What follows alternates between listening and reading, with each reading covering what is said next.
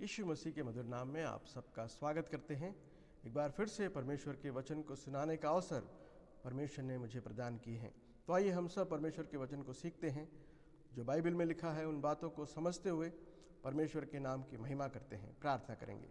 प्रेमी दयालु परमेश्वर, हम धन्यवाद देते हैं इस अच्छे समय के लिए, आज के दिन के लिए।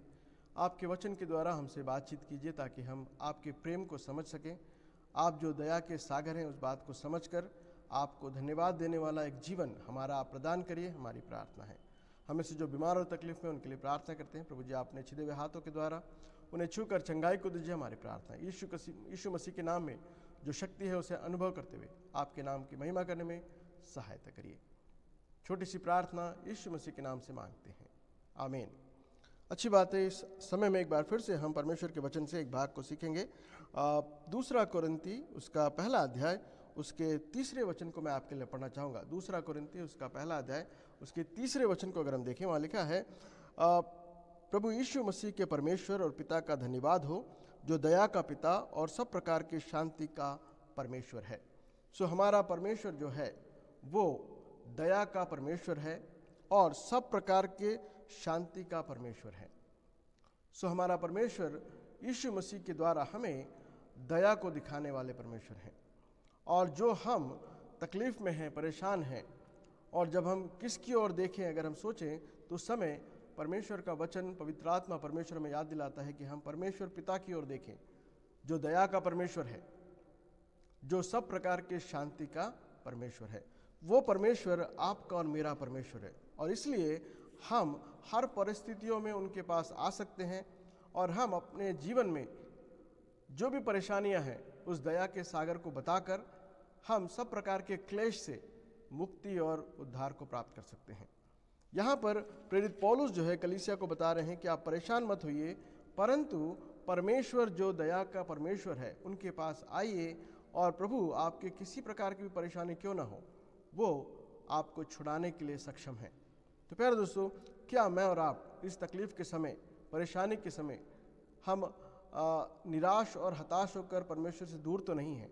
अगर ऐसा है तो परमेश्वर का वचन कह रहा है कि हम परमेश्वर के पास आएं, क्योंकि हमारा पिता परमेश्वर जो है वो दया का परमेश्वर है, वो सब प्रकार के शांति का परमेश्वर है, जो हमारी क्लेशों को जानता है और उससे छुड़ाने के लिए वो सक्षम। इसलिए 5वें वचन में लिखा है, जैसे मसीह के दुखों में हम सब सहभागी होते हैं, वैसे ही हम शांति में भी मसीह से अधिक सहभागी होते हैं। जब हम दुखी हैं तो हमें याद रखना है कि परमेश्वर हमारे साथ है, यीशु मसीह हमारे साथ है, और वही यीशु मसीह हमें शांति में भी चला सकते हैं। तो इसलिए यहाँ पर दूसरे कोरिन्थी में हम इस बात को बहुत ही अच्छे रूप से पाते हैं कि हमारा परमेश्वर जो है वो दया का परमेश्वर है, सब प्रकार की शांति का परमेश्वर है, क्लेशों में हमें संभालने वाला परमेश्वर है। और उसी बात में आगे अगर चले जाए, दूसरा अध्याय उसके 14वें वचन में पाते हैं, वहाँ लिखा है, परमेश्वर का धन्यवाद हो जो मसीह में सदा हमको जय के उत्सव में लिए फिरता है। परमेश्वर का धन्यवाद हो जो हमें यीशु मसीह में जय के उत्सव में लिए फिरता है। तो हम सब परेशान हैं, तो हमें यीशु मसीह के द्वारा जय के उत्सव में ले जाने के लिए परमेश्वर तैयार है। तो उस उत्सव में हम भी परमेश्वर के साथ निरंतर रहें, यही परमेश्वर चाहते हैं। प्रभु आप सबों को आशीष दे। इन वचनों के द्वारा हम आत्मिक बल को प्राप्त करके परमेश्वर को धन्यवाद देने वाले बन सके। प्रार्थना करेंगे। प्रेमी दयालु परमेश्वर, हम धन्यवाद देते हैं आपके मधुर वचनों के लिए। हाँ प्रभु जी, आप दया के पिता हैं, परमेश्वर हैं। आप हर प्रकार के क्लेश में हमें शांति देने वाले परमेश्वर हैं, इसलिए धन्यवाद देते हैं। हाँ प्रभु जी, यीशु मसीह में आप हमें जय के उत्सव में चला रहे हैं, इसलिए धन्यवाद देते हैं। प्यार प्रभु जी, आपके प्रिय लोगों के लिए प्रार्थना करते हैं जो तकलीफ में हैं, जो परेशान हैं, जो प्रभु जी आर्थिक तंगी में हैं, जो अपने घर से दूर में हैं, और प्रभु जी जो लोग बिस्तरों पर रहकर करहा रहे हैं बुखार से और तकलीफ़ों से, उन सबको आपके हाथों में समर्पित करते हैं। प्रभु जी उनके जीवन में आपकी शांति को हम चाहते हैं, ताकि आने वाले दिनों में वे भी दूसरे को जब परेशान देखते हैं तो उनके जीवन में शांति के लिए प्रार्थना और कार्य करने वाले बन सके। प्यार प्रभु जी, आपके मधुर वचनों के लिए धन्यवाद देते हैं।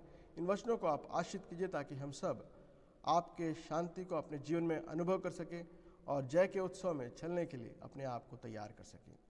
आपके वचनों के लिए धन्यवाद देते हुए छोटी सी प्रार्थना हमारे उद्धारकर्ता प्रभु यीशु मसीह के मधुर मीठे नाम से मांगते हैं, आमीन।